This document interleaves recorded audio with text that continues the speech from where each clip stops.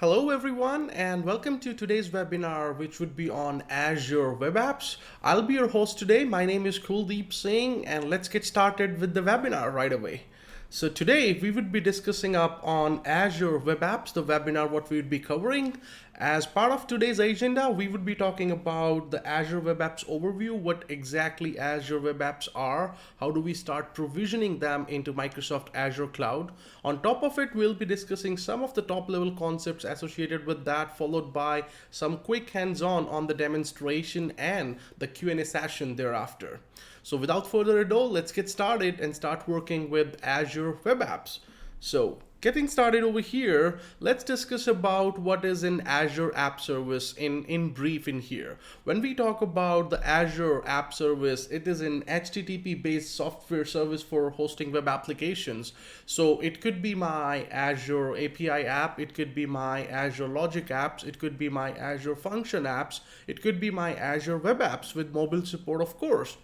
So when we talk about the Azure application services, you can develop them in any of your favorite programming languages, be it .NET, .NET Core, Java, Ruby, Node.js, PHP, or Python. So as you can see that we've got support for almost every popular programming platform down there with the runtimes available. So you can easily get them scaled up and running automatically. You can host them on Windows or Linux-based environment, or you can pretty much host them using the containerized services for using Azure Kubernetes services or the container instances. So when we talk about the Azure App Services, that talks about four major services down there. And today's webinar is majorly talking about the Azure Web Applications. Now let's discuss what Azure Web Applications are, how do we start utilizing them, how they are beneficial, and how can we quickly provision them. So when we talk about Azure Web Apps, the very first thing we are discussing in here is a quick jump start. When I say that, it allows you to jumpstart your application building. For example, you can get your web apps into users' hand faster using your favorite programming tool, be it your .NET, Node.js, PHP, Python, Ruby on Rails. It could be on Windows, it could be on Linux, and you can pretty much use a fully managed platform to perform any OS patching, capacity provisioning, servers related issues, any kind of load balancings. You can configure them. You can get them provisioned right across using one-click deployment. So that's how easy it is when we talk about jump-starting your WebEx experience, the web application experience using Azure Cloud. On top of it, we talk about the productivity segment in here. So when I talk about the productivity, that helps us increasing our developer productivity. What does it mean? You can start fast and finish faster with your source code integration, whether you want to get it integrated with your GitHub or Visual Studio Team Services or DevOps or any kind of live debugging. One-click publish. You can directly get all these things done from Visual Studio if you want in there. You do have support for your OSS packages, APIs, different connectors, with the help of which you can have them all those supports. It allows you to add custom domain support. It allows you to add the single sign-on functionality, SSL integrations. That's all easy in a single panel, what we'll be discussing today in there. Apart from that, the next concept is that it allows you the faster updates down there. When I talk about the Azure Web Applications, you can automate your deployment with your CI/CD pipelines. And when I say my CI/CD pipelines, that stands for continuous integration, continuous deployment pipelines using Azure DevOps or Visual Studio Team Services. Or if we talk about the legacy software down there, you do have the Team Foundation server to do that. You can do it with your Bitbuckets as well. You can do it with your GitHub or any famous CI/CD tool out there. When we talk about the next one, it provides you the global scalability options down there. So you can achieve the global scale on demand with Azure Web Apps. What does that mean? You can have your application highly available within and across Azure regions as you deploy data and host services. So you can automatically scale them vertically and horizontally based on your application functionality, the performance, and the need of the peak hour sustainabilities down there. At the same point of time, we discuss about the next concept, which is my actionable insights. So what does that actually means? You can see your application's performance and health and end to end, so you can make the decisions to improve your business. Azure Monitor will help you do that by the help of matrices, by the help of alerts and notifications, and you can have your application insights deployed, which will give you a deeper insights on your app's throughput, response times, memory, CPU consumption, most famous exceptions occurred, average response times and all, that too on the real time and the historical basis. When we talk about the next concept in here, we discuss about the hybrid consistency. So being into mid to large scale organizations, it's not like we have all the resources, could be on-prem, could be on cloud, but more or less that's going to be a hybrid situation for mid to large scale organizations. So you get a flexible and unified approach for building and managing your applications that can run across both the cloud and on-prem. You can deploy your applications using app services. You can have it on the cloud or Azure Edge devices or wherever you want to get them deployed in there. So when we talk about these particular applications in here, Azure Web Apps is one of the key components out of 4 major services. So Azure App Service consists of the web apps, the API apps, the function apps, and the logic apps. Today we are discussing on Azure Web Apps with all these functionalities in there. So let's start working with some of the quick demonstration where we would be starting working up on Azure Web Apps, followed by provisioning all the way to deployment on all these applications down there. So for that, I'm going to bring up my browser in here. So let me quickly take you in there and have these applications deployed. Let me quickly have my browser up and running. So I'm bringing that right across in here, and let me go to my portal.azure.com. That will take me to my Azure portal. I'm gonna log in with my corporate credentials over here where I do have multiple subscriptions available in here. So I'll be utilizing one of those subscriptions to perform today's webinar and today's demonstration sets down there. So let's go ahead. What I'm doing over here, I'm starting everything from scratch. So I'm creating a resource group where I'll be creating and deploying my Azure Web Applications. So let me create a new resource group. And I'm going to specify in which subscription I will be doing it. What is going to be the name of the resource group? So that's going to be my AZ webinar _ web apps. This is what I'll be creating today for testing. Should be anything. You should be using a meaningful name down there, followed by in which region I'm deploying to store those metadata. So let me click create over here, and I'm actually creating a new resource group over here. So my resource group just got created. If I move to my Azure and I talk about application services, you do see I've got a couple of them running up in here. I would like to create a new Azure app service. Having said that, there are multiple ways how we can get them created. One, I go to the app service and I click on create and I'm at this particular screen. Another one, if you go on portal.azure.com, and instead of doing it from here, you can click on create a resource.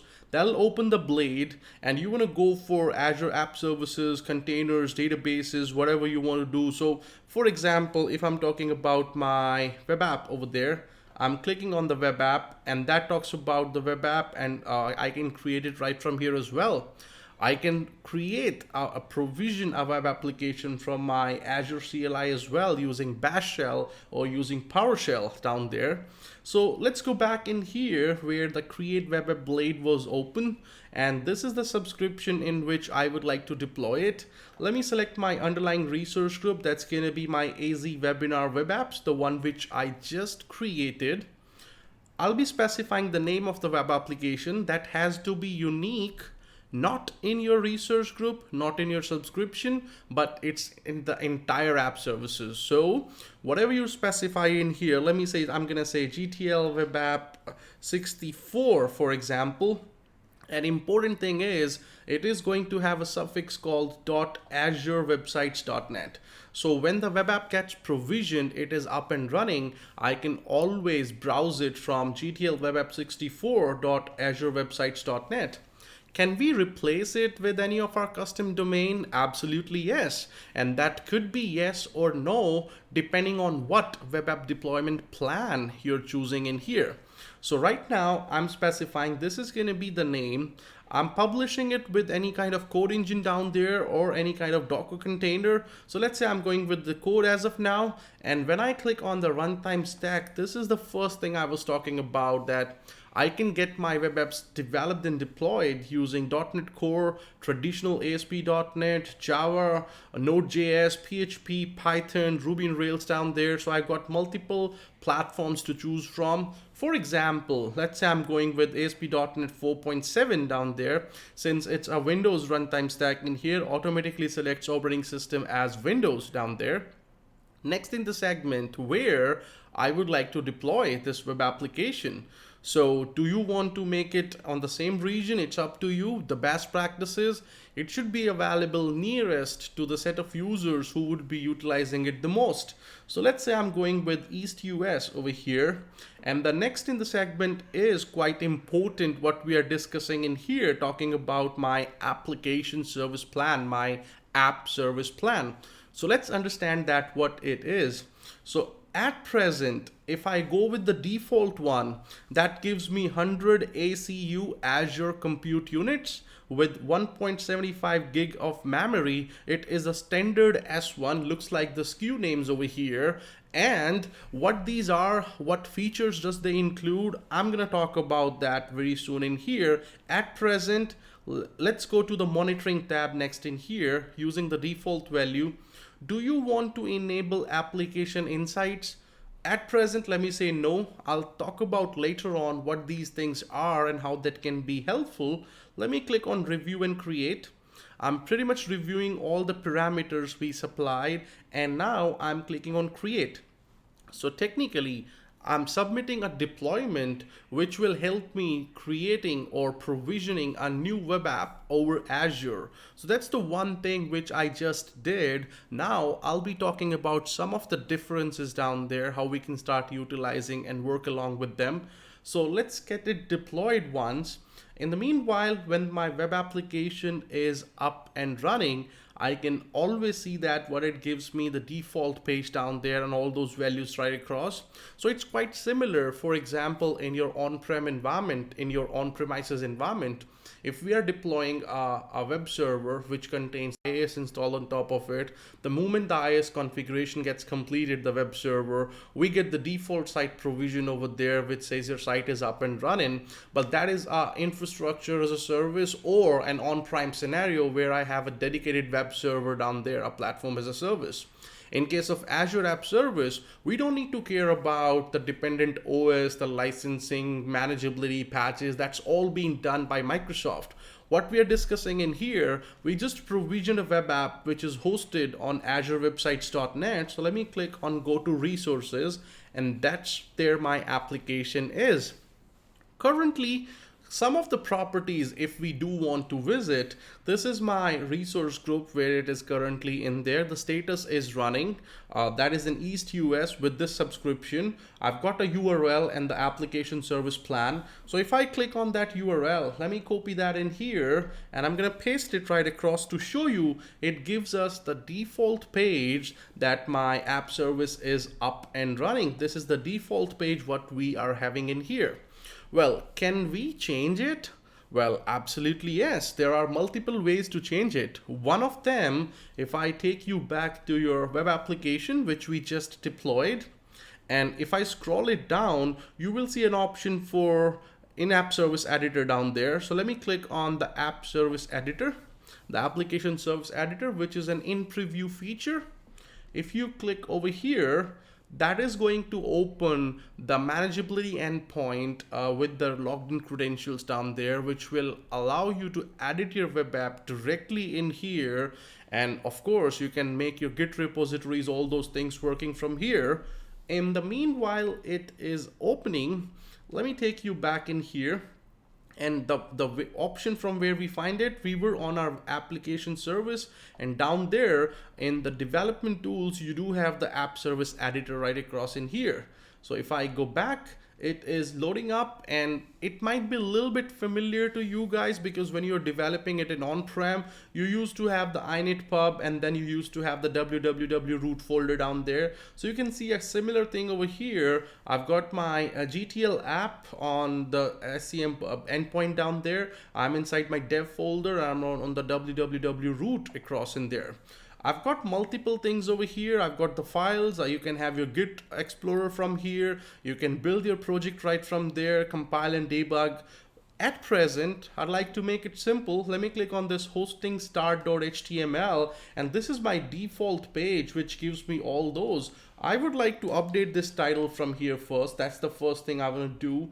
And apart from that, I've got multiple divs across in here. Well, I would like to open my body tag down there, wherever my body tag appears. That's right across in here. And underneath that, I would like to go for a heading 1, and that's going to be my sample web app, for example. The demonstration is just to let you know that how easy the app service editor is. On top of it, all I'm going to do next is I'm going to save it. And the moment we save it, the moment we save that particular option down there, we can pretty much start browsing it right across with the updated value. So if I go back in here and if I refresh this URL once, it is going to take a little bit, couple of seconds in here because we just refreshed it. And once we see that, I would be having my values up and running in here. So that's one quick thing I'll be showing you up across in there. You can quickly make some changes on the app service editor. We will browse it again. We'll revisit that particular area. On top of it, sometimes my web application does have some connection strings, some application settings, some of the variables, SQL Server connection strings. So if you're doing that on Azure, where exactly you're going to provide those values? For that particular one, you go back to your web application down there, and in my settings area, I'm clicking on configuration. And that configuration area will help me supplying any kind of configuration values. If any kind of application settings I want to provide, any kind of connection strings I want to provide it right across over here, I can always do that right across from this particular area.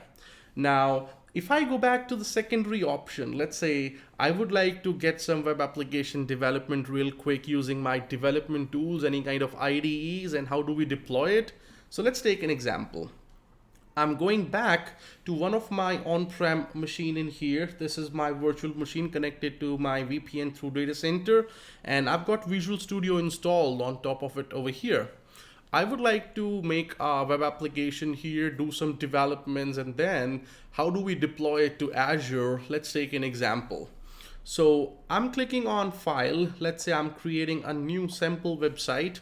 I can take any of the web application from GitHub, which is a pre-configured web app with all images, CSS and all, but just want to show you an end-to-end process. How do we work and how do we start working with deployment right from creating an application from scratch, do some developments, and how do we provision and deploy it right across to the Azure region. So let's get it done. Let's start working with an ASP.NET empty site, for example.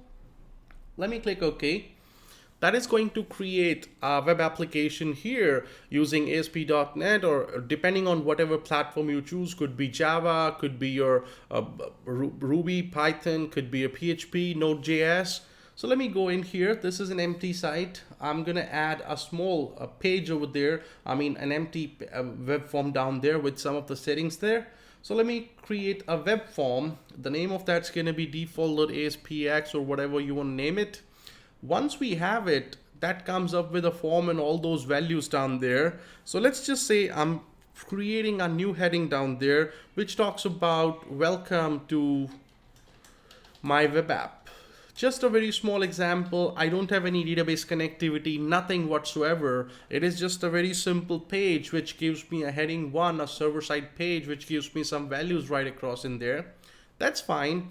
I can always build it. That's not a problem in here. And when I say, let's say start debugging, I'd like to debug it locally to see it is showing me exactly what it is supposed to do. A heading 1 which says welcome to my web app. And once I'm verifying it here, The next step I want to do is deploy that over Azure using Azure deployment mechanisms. There could be multiple. One, I can do it with a simple deployment, one click deployment from Visual Studio, or I can submit it on my CI/CD pipelines, my build and release pipelines, if my organization's using Azure DevOps or Visual Studio Team Services or anything. That's fine. Let it get debugged. So this is fine. It is running on the local host currently on port number 54588. And I can pretty much see that it's working quite okay. No problem on that. I would like to get this deployed now to my newly provisioned web app, which we just created using the portal. How do we do that? Let me show you. There could be multiple ways. I can do it right from Visual Studio, but let me show you the easiest one before. I'm logging into my portal.azure.com, and let me continue with the Azure portal website. And it is going to ask me for the login credentials, but by default that's logging in with a different account. I would like to change it. So let me quickly sign out from here, and I'll be doing it with my account with my login credentials down there. So let me go ahead and have my account listed.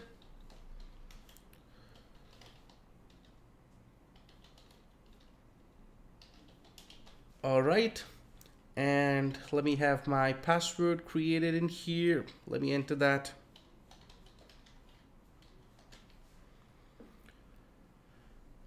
Okay, would be asking the MFA. That's fine. We can enter the MFA code in there. So what I'm trying to show you right across in here is that when we successfully log into our web application, there is one area which we would like to revisit and get that worked up on here. So what I can always do whenever you have your web application up and running in here, you can always click on this Get Publish Profile. And when you do so, it will download a text file, a publish settings file over there. Let's see what that contains, and that will help you how we can deploy it right across in there. So if I click over here, let me show you that in this particular folder, and I'm gonna open that with Notepad. So let me quickly do that, and I'll show you that particular file right across in there. And there we have it. Now let me explain you what that publish settings actually contains. So it is a publish profile for this particular web app. The method is web deploy, or it could either be FTP. That's fine. The publish method is Microsoft deploy, the web deploy. This is going to be the publish URL where we are going to make that deployment happens, okay? What is going to be the MS deploy site? This is going to be the name of the deployment site where we would be deploying that app. And this is going to be the username and an encrypted password used for the deployment process. Once the deployment is successful, this is going to be my target URL where I can browse and access the web application. Okay. Do I have any SQL Server connection string as of now? Well, nothing really. If you configure a connection string onto the configuration properties, they'll be included in here. Do you have any connection string for MySQL? Nothing as of now. You can manage it with windows.azure.com as far as your billing is concerned. The web system is websites over here. It could be your API app, it could be your logic app, or the function apps down there. And I've got this published profile right across in here. So that's what this file actually contains. Now I can download it, I can use it on any of my IDE and get it deployed right from there without having the developers accessing the Azure portal at all. With this particular file, they can deploy that web application right across with the same time over there. All right, well, that was one thing what we were discussing on our Azure web app. Another example, if I'm on my app services one more time, and let me click on add an application service once again. Would like to name it GTL Web App 61, whatever I would like to name it. Sorry, it's going to be the resource group. Let me select it, and let me have the name listed up over here, GTL Web App 61. Whatever the code runtime I'm selecting in here, that's all up to me. The next thing we are discussing today on this next demonstration is the app service plan. What that is, this is something we skipped in our previous provisioning, the web app provisioning. So let me click on change size. I would like to show you the SKUs available. I've got something for dev and test, and there is a very basic F1 plan. So that will talk about what would be the included features on your Azure Web Applications, which we can start utilizing. So that includes 1 GB of memory. It is a shared infrastructure. It provides you 60 minutes a day compute, and that is absolutely free. That doesn't cost you anything. All right, that's cool. That's quite enough. That's what we have in our F1 plan. What if I'm on my development or testing category and I'm clicking on the D1 plan? You will notice it includes everything from F1, whatever was there, 1 gig of memory, 240 minutes of compute. This is the estimated cost coming up over here. It also provides you the support for custom domain. So currently it is going to be GTL Web App 61.azurewebsites.net. If you want to replace it for abc.com or organization.com or any other subdomain down there, that custom domain support has to be included through your plan, what you're selecting in here. What if I go to B1? So this is still a shared infrastructure, but that gives you the custom domain. That also gives you the SSL support. You can bind your SSL certificate with the HTTPS support down there.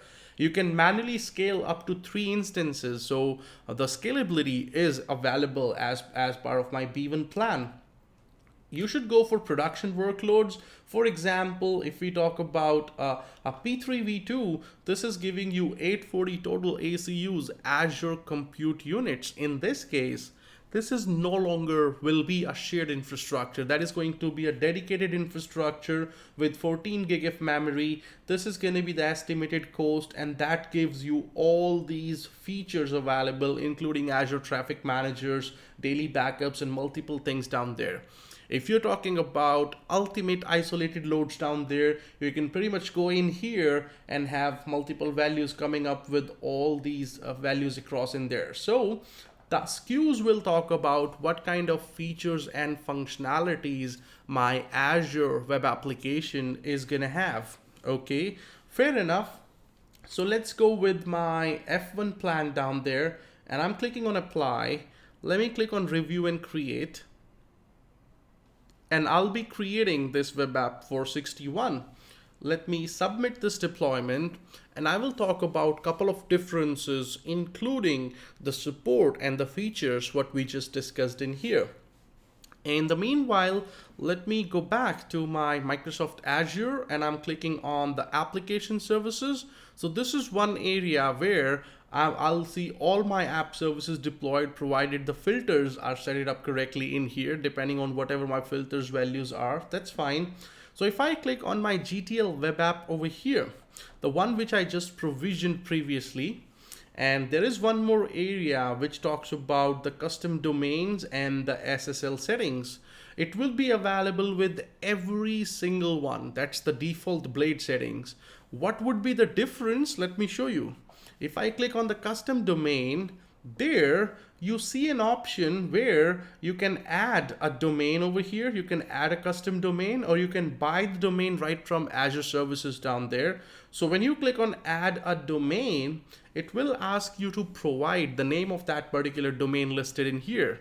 So let's take an example. If I go for labshosting.in, for example, and I'm clicking on validate, this is going to check whether all these domain settings are correct or not. In our case, it's not. Let me show you the reason why. So you can see that the hostname availability is yes, meaning you can map this custom domain over here, provided you prove the ownership of this domain is available with you. And how do you prove that? Multiple ways. One, you can add a record. So the A record you need to add and have a txt value pointing to this, and the A record will point to this particular IP address where your web application is hosted.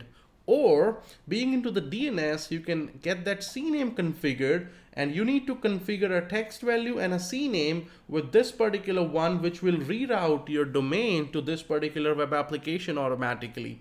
And once you make those changes with your DNS provider and you click on validate, it'll be added right across in here, or you can directly buy it from Azure services down there. So you do have that functionality for adding a custom domain or buy a domain over here. What if I go to my Azure App Services, I'm clicking Control plus F5. That's pretty much refreshing it from the server. And I'm seeing a 61 as well. The recent one which I just created, that is on my free pricing tier. Okay. Let me click on that 61. Over here as well, I do see the custom domains down there. But when I click over here, I'm not able to add them because you need to upgrade your app service plan if you would like to assign custom host names to your app. So you don't see those options listed over here. And the reason's quite clear, not because it doesn't support it. It's all because the app service plan which we have seen, that's the F1 plan, which does not have support for the custom domains functionalities down there. Well, fair enough. That's one thing what we have in here. Now let me show you some of my existing sites with some of the functionalities down there. For example, our production site, our test and dev, they are listed over here. And our production site, if you go back to the custom domain support, you will notice the production site is mapped with GTechLearn.com. So what does it actually mean? So if someone clicks on GTechLearn.com and they enter, that's automatically rerouting to a website which is opening something like this. But what if somebody's writing GTechLearn.AzureWebsites.net, and this is my actual site which is hosted on Azure, and looks like both are exactly the same site. They're actually the same, referenced by two different URLs.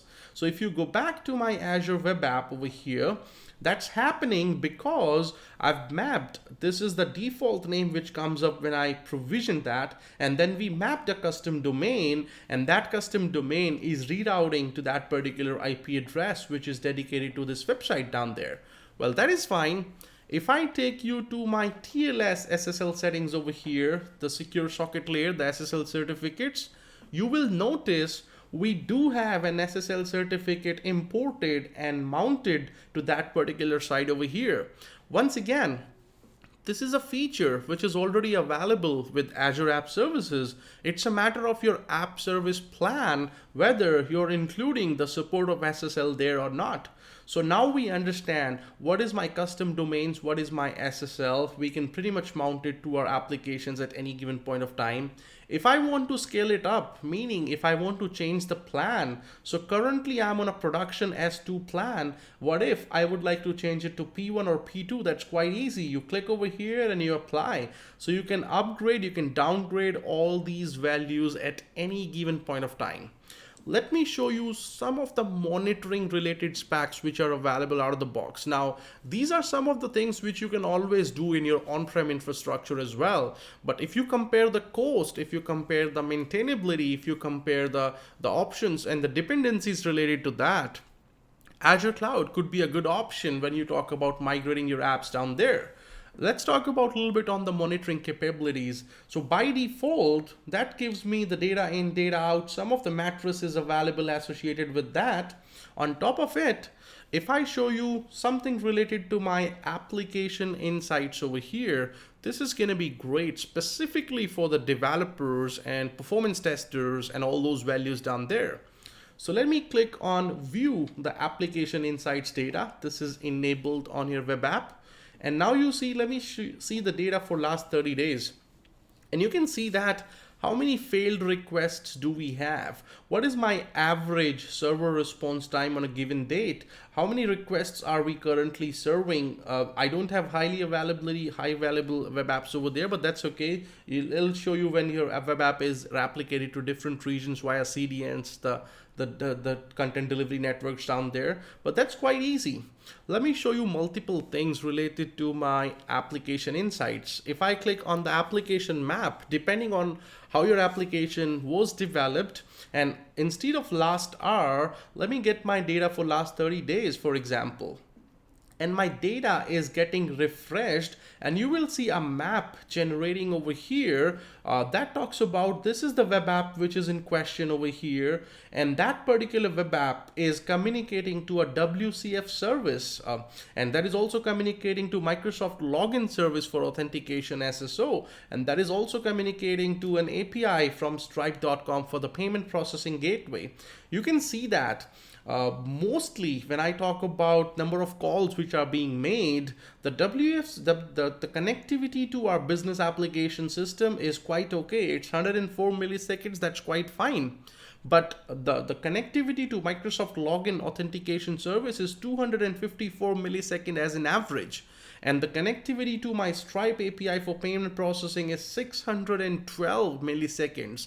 So by looking at it, we can pretty much determine what needs to be focused, what improvements needs to be done in terms of the response time. On top of it, I do have some failed calls. So if I click on some of the areas which needs to be addressed, and you click on that particular application, that's telling me that most of the requests which are failing is on the course details page 1.1k, on the contact us page 112 failed request, on S025 failed request. If you want to investigate those failures, you can always do that. So if I show you a little bit in depth in here, you can always change the way how you want to look at your web app down there along with all these values. And let me click on any of my top failing requests to investigate those failures. And that tells me these are the top pages which are failing right across in here. At any given point of time, it is generating me a 500 exception. The error code is 500 down there. There are some exceptions related to Stripe as well. Some of the null reference exceptions, quite good for the developers. If I want to investigate them, let me scroll it down further. And all these parameters are listed, and you can see all these values real time, what is causing issues within our running web app. And pretty much our developers can start working and start fixing those particular failures down there. So there was one quick thing which was talking about the application map in here. If you have application insights within your Azure web apps, on top of it, you click on smart detections, and based on the app settings down there, if there are some problems within last 7 days, you can see that there are some detections. There is a abnormal rise in exception volumes over here, an abnormal rise on failed request on 15th of August, and that happened when we were migrating it to a newer version down there. So I can see that all these smart detections which are coming up in here. You can see some of your live matrices, how the applications is behaving currently, and getting all these things ready. They'll be ready in a couple of seconds down there. You would like to investigate performance down there. So let me go to the live metrics over there. And that tells me on the past 50 seconds, what's the incoming, outgoing request, all those values. I can see them into the live real-time dashboard down there. If you would like to see something related to performance, you can see that how the pages are behaving. So most importantly, my webinar register page on the web application is taking 1.97 seconds an average. So depending on how good or bad they are behaving in terms of performance, the response time and all, I'll see all these values listed in here. What if I want to see it for last 30 days and or last 1 hour, and I'm seeing all these values coming up, and those pages are getting changed and the matrices are getting changed accordingly. So you can see that this one is giving me like how my web application can be seen in terms of monitoring performance analysis and have the most common exceptions which are occurring. I can pretty much see all those values in here. That is available with application insights, what we want to do at any given point of time. More important, people say, hey, that's great. You did demonstrate it, how to create a web app, develop it using Visual Studio, publishing it using publish settings, monitoring it using application websites, but we already have some of the applications running, and that happens more frequently with me that, hey, that's great, Kuldeep, but we do have some of the web apps running in here in our legacy systems, on-prem systems. How do we migrate them? Because I don't want my developers to rewrite that entire code and all these values in here. Well, we've got you covered as part of Microsoft's platform. Microsoft's giving you something called as Application Service Migration Assistant. So that is available, a free to use tool. So if you click on App Service Migration Assistant over here, and that is pretty much you click right across from a Microsoft, that tool will help you assess your current web apps. You can migrate it directly from there. You can pretty much see, for example, this is one of the tools in here. Let's say I've got one web application up and running over here. That's already up and running. If I click on assess, That's going to tell me that the website's hosted on ASP.NET version 4, Ajax, all those values, and everything's green over here. So pretty much we can easily migrate that right across in there. So that can tell you and assess your site right across. Let's take a quick example. How do we actually do that? So if I go back to one of my web server down there. So this is one of the web server where a couple of web apps are deployed. Let me show you the infrastructure ones. So I'm opening up my init manager. So I'm talking about my IAS. Let me open the IAS real quick over here. And on top of it, you will see I've got a couple of sites hosted. So if I go over there, you will see I've got 3 different sites hosted on this particular web server down there. That's quite okay. Important thing, as it's a Windows based hosting down there. So if I go on my C drive, initpub, and www root, I'm gonna see what websites are available in here, all the hosting sites and all. Well, that's okay. On this system, I've got my Azure App Service Migration Assistant tool downloaded and installed. That's a freely available tool. You can download it on any of your web server down there. And let me quickly run it. So when I open that, let's take a look how does it work in there. So that gives me my app service Azure Migration Assistant, and that's telling me on this web server there are 3 sites which are found. Which one do you want to migrate? For example, I want to migrate my labs hosting. All right, let's go next over here, and that is assessing that particular site, telling me that's 11 success. There are 2 warnings which you might need to address. It's using HTTPS and some of the configuration areas down there. 0 errors. You can save this report. You can contact a partner to do this migration, or you click next. You log into Azure and start doing it yourself. So for example, it is asking you to this particular device code. You copy the code and open the browser. And there you need to log in. So let me give this particular code listed over here. Clicking next down there, it will ask me to log in once. And once you successfully log in over here, meaning you are successfully authenticated yourself, and you can start working with that migration down there. So let me quickly have my password listed down there.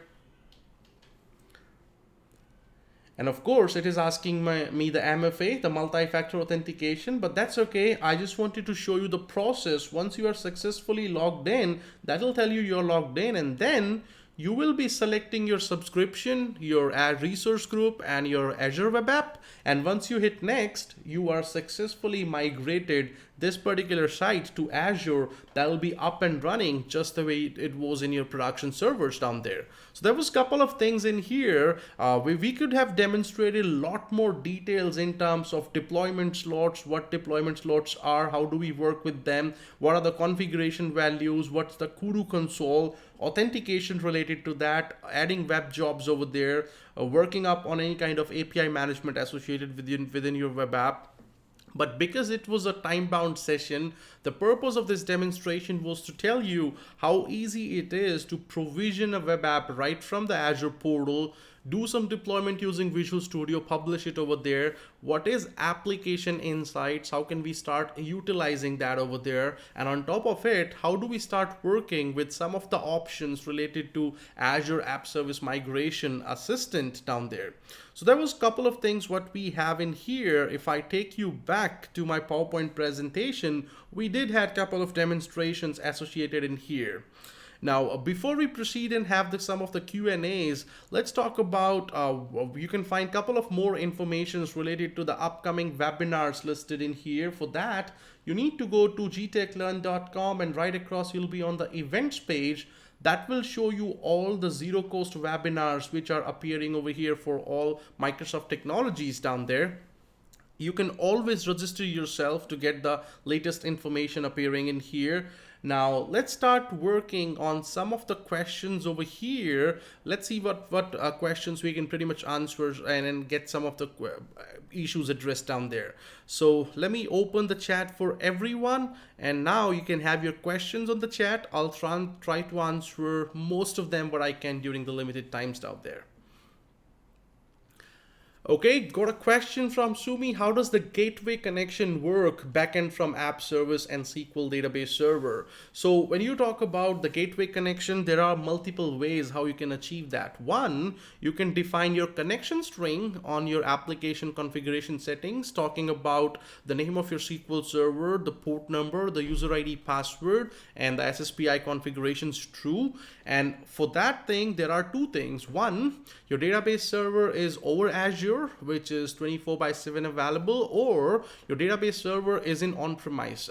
So if it is an on-prem database server, it either has to be publicly available with a VPN behind that, a public IP or something, or you'll have a data gateway installed from the Power Platform, have the data gateways up and running, and using that make your connection to your web app and define it on the connection configuration settings.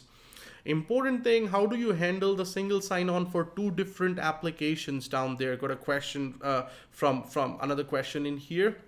Well, you can always configure your SSO settings right from here. When you're into your web application, you simply go to your authentication authorization, and that's the place where you talk about the authentication and have your SSO configured and start working, whether it's your Microsoft enabled SSO, Active Directory Federated Services, ADFS in on-prem scenarios, or you want to talk about the OpenAuth 2.0, having multiple authentication providers embedded within your app. We can pretty much have those configured right from there.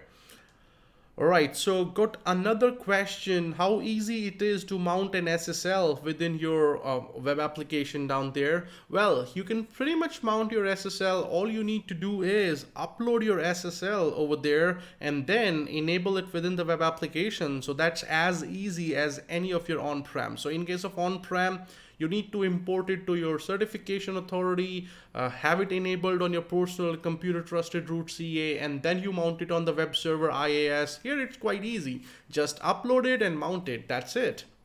Okay. We got some of the custom settings, DLLs in there. Okay, got a question from Jay, custom settings on the DLLs, dynamic link libraries and all. So it's important, guys, whenever you're developing your web apps, there is always a possibility that you might be using DLLs from your global application caches, the GACs down there. Now, it is important whenever you're deploying it over to Azure, make sure your DLL's copy local property is set to true to get them migrated to the Azure portal and make sure they're working absolutely fine in there. So we can always have those DLL's best property settings down there. All right, we got another question over here, which is talking about how does the Azure App Service migration works and what is the cost of it. So important thing, that is a zero cost tool. You can download it at any point of time and start configuring it. It will ask you to log in, authentication, assess your site. If everything goes good, everything's green in there, go ahead and we'll follow the wizard. We'll ask you to choose the subscription and the resource group, and we'll get that app service migrated for you. Would it migrate the custom domain support? No, that has to be manual, but everything else, your code behind pages, your CSS, JavaScript, images, everything will get migrated right across in there. All right, perfect.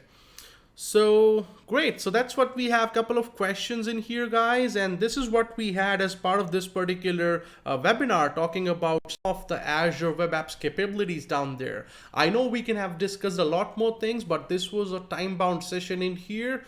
I'll hope to see you in a couple of upcoming webinars talking about Azure Logic Apps, API apps, function apps, and multiple migration projects down there, database and apps in there. So hope to see you soon in the upcoming webinars down there. That's what we had planned for this particular session. Thank you very much for being with me. The recordings of the session would be available to you, and hope to see you soon. Thanks a lot. Bye-bye.